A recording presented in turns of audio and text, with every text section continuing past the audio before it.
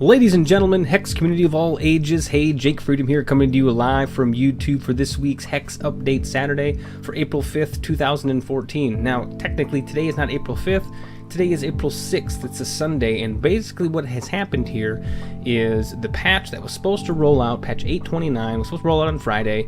It was postponed, so I didn't do the video Saturday, hoping maybe they might roll it out on Sunday, so I'd wait, but they haven't yet. They have announced that they're going to do it sometime later this week, so we're going to do just a brief update for this week here. Nothing's going to be major, but they did list some changes that they're going to do in this particular patch. They have some patch development highlights that we'll go over a few of them. I won't give them all away because we want something to go over when the patch actually rolls out, but we'll go over just a couple of them.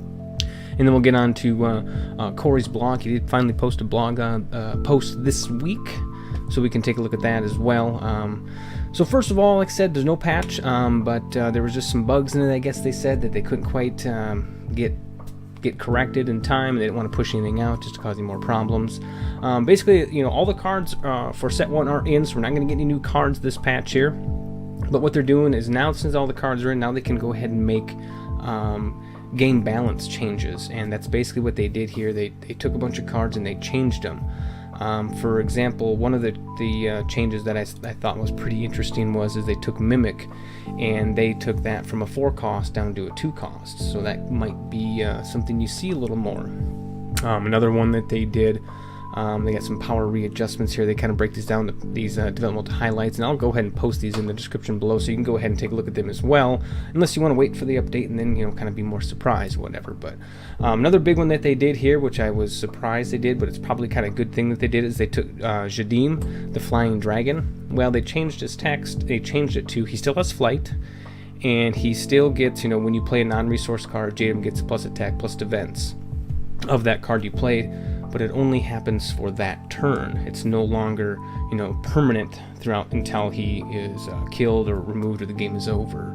So that's a big change there. I'm really surprised. Another one we'll go over real quick here is Eye of Creation. Now, a lot of people have been going back and forth in the forums about Eye of Creation, how it's too powerful and this, that, and the other thing. Well, they made one change to it, and basically what they did is they removed the ability for the resources to also come into play as well. So, you know, if you pop that thing for 10, you know, you're going to pull up 7 cards out of your hand. You know, if those are troops and resources, the resources would go in and you get the threshold and whatnot for them, and the troops would go in. Well, they took away the resource part of it, so those resources do not automatically get played anymore, which probably is okay, because it gave you the ability to ramp up really quick by doing something like that. You know, you could build some really cool decks, really fast decks, using Eye of Creation there.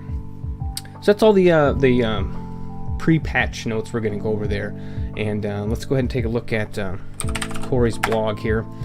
And basically, what they're talking about in the blog this week here is the Art of Hex, the book that's being written. Let me just pull it up on the screen here and see what we got. Okay, get rid of my camera so you can see all the good stuff. Okay. So he goes over here, you know, he's just talking about the actual book and how the development and developmental process of the game, being a TCG and an MMO, how they kind of were a daunting task and they're really challenging it sometimes, and how to create things. And, you know, they talked about how they didn't have any of their own in-house art department, so they had to do a lot of freelance work for that. So he was really surprised that they had any cohesion to all the different fractions and, you know, and whatnot throughout the game, but it all came together really well. And just goes over some of the concept art for, like, this is the dwarves, for example, you know, and they kind of gave away, showed here, if you are going to be doing some art for them, like how to do the elf. This is how, you know, they wanted the elves to look at least like this. So these are some guidelines that, you know, they posted out there. So it's a really neat read. I'm kind of looking forward to that book there. Unfortunately, I won't get it because it only goes out to Kickstarters, and I was just a slacker backer. So some way or another, I will try to get that, and so I can kind of read through it, and then, you know, kind of post and give you guys an update and go through that. So if you don't want to read it, I'll do it for you. Other than that, that's pretty much all that we'll go over this week here. So, you know, definitely stay tuned. That patch is coming out this week, so when it does, whether it be Monday, Tuesday, Wednesday, Thursday, we're going to do the update probably that day. It might throw the schedule off a little bit. I don't want to wait another full week, because if the patch comes out on Tuesday, I really don't want to wait till Saturday to do the patch, the HEX update. So we'll see what happens, so stay tuned. If you like the video, go and give it a thumbs up. If you want to see more of these videos, please go ahead and click subscribe below, and we'll have another video for you soon.